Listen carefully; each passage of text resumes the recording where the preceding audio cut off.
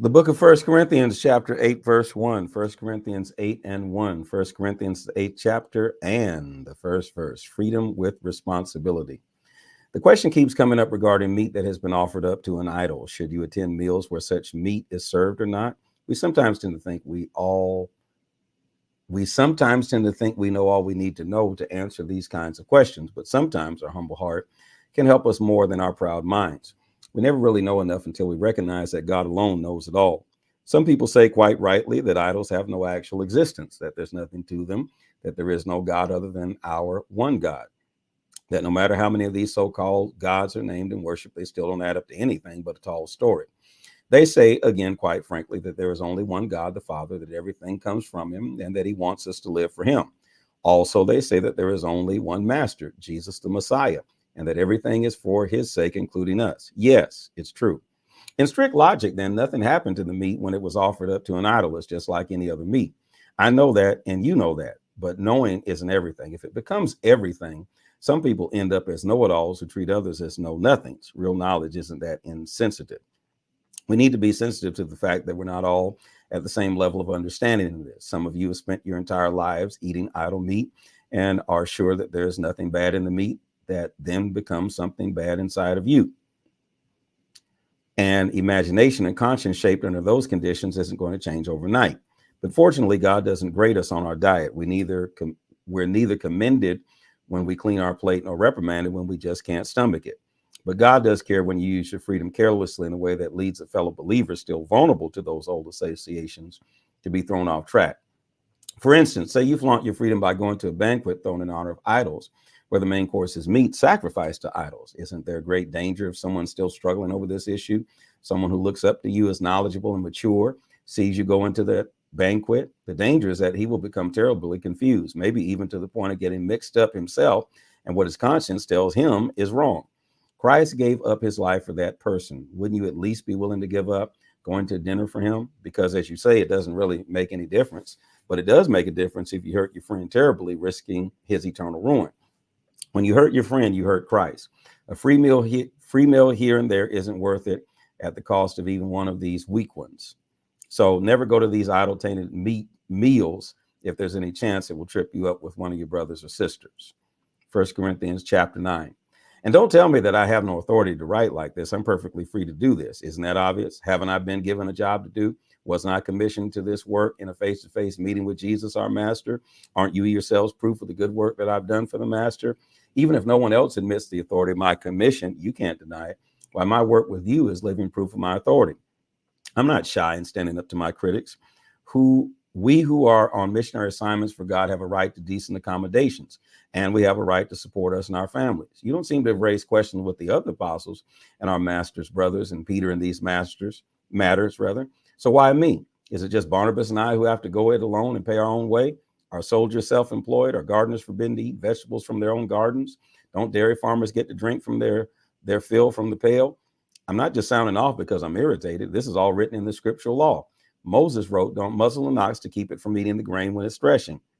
Do you think Moses' primary concern was the care of farm animals? Don't you think his concern extends to us? Of course, farmers plow and thresh expecting something when the crop comes in.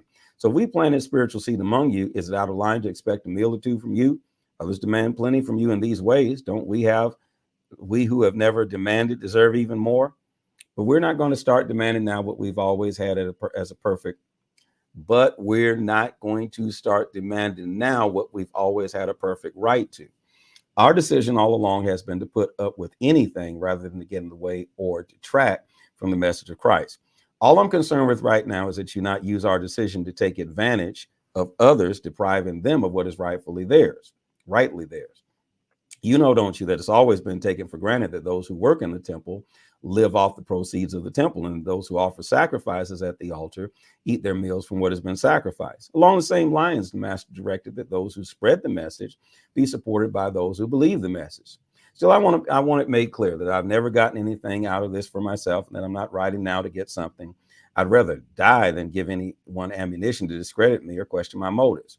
If I proclaim the message, it's not to get something out of it for myself. I'm compelled to do it, and doomed if I don't. If this was my own idea or just another way to make a living, I'd expect some pay. But since it's not my idea, but something solemnly entrusted to me, why would I expect to get paid? So am I getting anything out of it? Yes, as a matter of fact, the pleasure of proclaiming the message at no cost to you. You don't even have to pay my expenses. Even though I'm free of the demands of expectations of everyone, I voluntarily become a servant to any and all in order to reach a wide range of people: religious, non-religious, meticulous, moralist, loose living, immoralist, the defeated, the demoralized, whoever. I didn't take on their way of life. I kept my bearings in Christ, but I entered their world and tried to experience things from their point of view. I've become just about every sort of servant there is in my attempts to lead those I meet into a God-saved life. I did this all because of the message. I didn't just want to talk about it. I wanted to be in on it. You've all been to the stadium and seen the athletes race. Everyone runs, one wins. Run to win. All good athletes train hard. They do it for a gold medal that tarnishes and fades. You're after one that's gold eternally.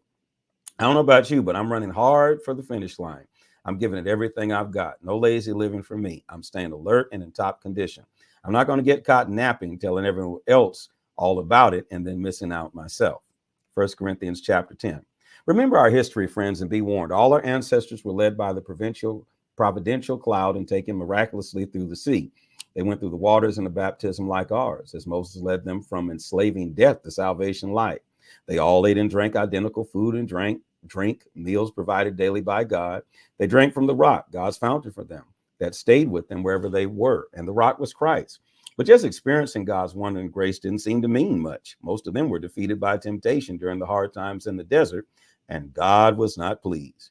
The same thing could happen to us. We must be on guard so that we never get caught up in wanting our own way as they did.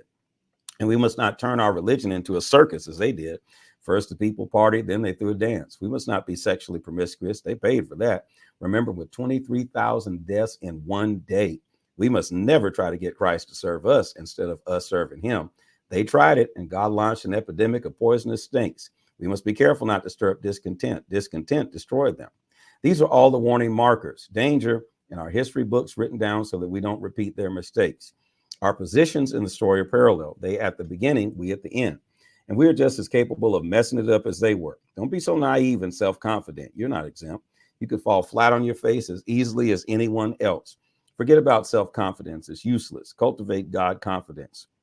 No test or temptation that comes your way is beyond the course of what others have had to face. All you need to remember is that God will never let you down. He'll never let you be pushed past your limit. He'll always be there to help you come through it. So, my very dear friends, when you see people reducing God to something they can use or control, get out of their company as fast as you can. I assume I'm addressing believers now who are mature. Draw your own conclusions. When we drink the cup of blessing, aren't we taking into ourselves the blood, the very life of Christ? And then the same with the loaf of bread we break and eat. Don't we take into ourselves the body, the very life of Christ? Because there is one loaf, our manyness becomes oneness. Christ doesn't become fragmented in us. Rather, we become unified in him. We don't reduce Christ to what we are. He raises us to what he is. That's basically what happened even in old Israel. Those who ate the sacrifices offered on God's altar entered into God's action at the altar. Do you see the difference? Sacrifices offered to idols are offered to nothing. For what's the idol but a nothing, or worse than nothing, a minus, a demon. I don't want you to become part of something that reduces you less than yourself. And you can't have it both ways, banqueting with the master one day and slumming with demons the next. Besides, the master won't put up with it. He wants us all or nothing. Do you think you can get off with anything less? Look at it this way. You could say anything goes because of God's immense generosity and grace. We don't have to dissect, scrutinize every action to see if it will pass muster. But the point is not to just get by. We want to live well, but our foremost effort should be to help others live well. With that as a base to work from, common sense can take you the rest of the way. Eat anything sold at the butcher shop, for instance. You don't have to run an idolatry test on every item. The earth, after all, is God's and everything in it. That everything certainly includes the leg of lamb in the butcher shop. If a non-believer invites you to dinner and you feel like going, go ahead and enjoy yourself. Eat everything placed before you. It would be both bad manners and bad spirituality to cross-examine your host on the ethical purity of each course as it is served. On the other hand, if he goes out of his way to tell you that this or that was sacrificed to God or God is so-and-so, you should pass. Even though you may be indifferent as to where it came from, he isn't. And you don't want to send mixed messages to him about who you are worshiping. But except for these special cases, I'm not going to walk around on eggshells worrying about what small-minded people might say.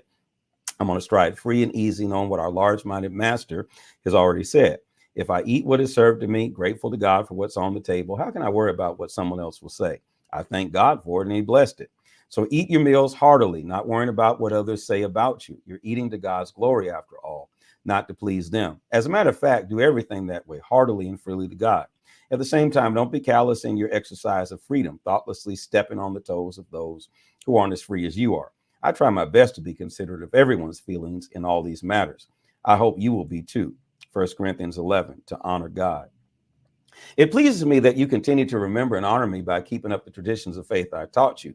All actual authority stems from Christ. In a marriage relationship, there's authority from Christ to the husband and from the husband to the wife. The authority of Christ is the authority of God. Any man who speaks with God or about God in a way that shows lack of respect for the authority of Christ dishonors Christ.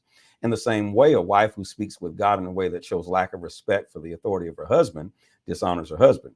Worse, she dishonors herself, an ugly sight, like a woman with her head shaved.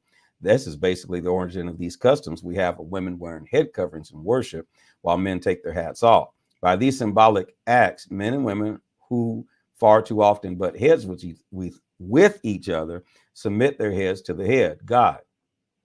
Don't, by the way, read in too much into the differences here between men and women. Neither man nor woman can go it alone or claim priority. Man was created first as a beautiful shining reflection of God. That is true. But the head on a woman's body clearly outshines in beauty of the head of her husband. The head of her head, her husband. The first woman came from man, true, but ever since then, every man comes from a woman.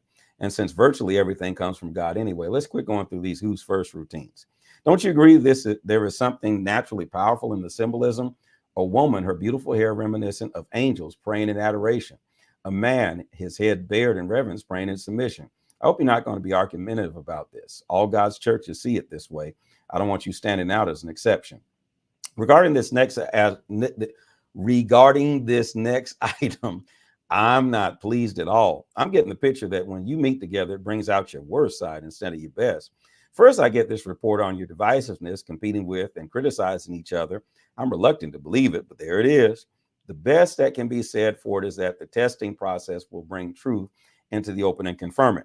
And then I find out that you bring your divisions to worship. You come together instead of eating the Lord's Supper. You bring in a lot of food from the outside and make pigs of yourselves. Some are left out, some go hungry. Others have to be carried out too drunk to walk. I can't believe it. Don't you have your own homes to eat and drink in? Why would you stoop to desecrating God's church? Why would you actually shame God's poor? I never would have believed you would stoop to this, and I'm not going to stand by and say nothing. Let me go over with you again exactly what goes on in the Lord's Supper and why it's so centrally important. I've received my instructions from the Master himself, passed on to you. The Master Jesus, on the night of his betrayal, took bread, having given thanks, he broke it and said, "This is my body broken for you. Do this to remember me." After supper, he did the same thing with the cup. "This cup is my blood, my new covenant with you. Each time you drink this cup, remember me." What you must solemnly realize is that every time you eat this bread and every time you drink this cup, you reenact your words and actions, the death of the Master. You will be drawn back to this meal again and again until the Master returns. You must never let familiarity breed contempt. Anyone who eats the bread or drinks the cup of the Master irreverently is like a part of the crowd that jeered and spit on him at his death.